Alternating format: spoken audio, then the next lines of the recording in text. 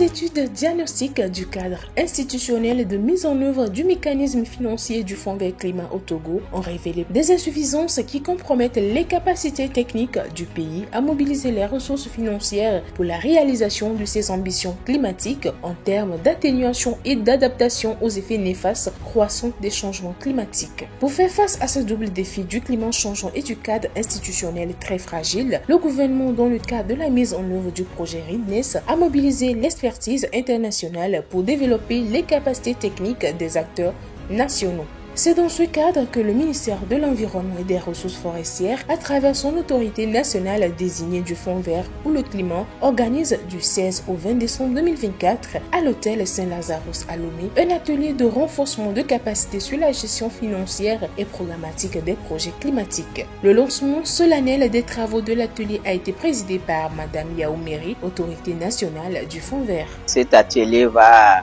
combler les insuffisances des acteurs en matière de gestion fiduciaire, financière et en passation de marché.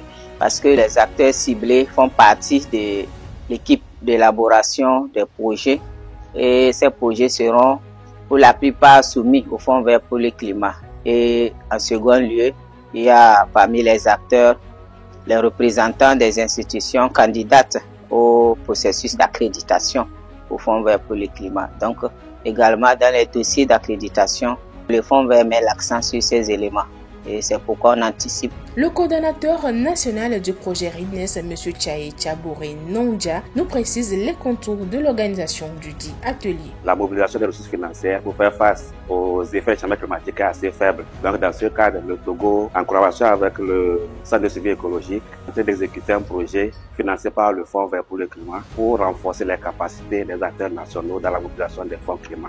Alors dans la mise en œuvre de ce projet, une étude a été menée pour identifier les besoins en renforcement de capacité. Donc, l'une des conclusions phares de cette étude était de voir dans quelle mesure on peut capaciter les gens à avoir une maîtrise des outils de gestion financière. Donc, le CSE est le partenaire de mise en œuvre du projet. Donc, c'est dans ce cadre, ce centre a recruté par rapport à la candidature les consultants pour la mise en œuvre de cette mission. Monsieur Frites Marc nous partage en substance le contenu de leur cahier de charge. Souvent, il y a des phasages entre les procédures nationales et les bonnes pratiques internationales. Les bonnes pratiques internationales se mettent à jour régulièrement sous l'impulsion d'organismes qui sont spécialisés dans ces domaines-là pour s'assurer qu'en termes de gestion des fonds, en termes de passation des marchés, nous réduisons les risques qui peuvent amener un projet à ne pas bien se passer. Donc, il est dès lors important de toujours remettre à jour les connaissances.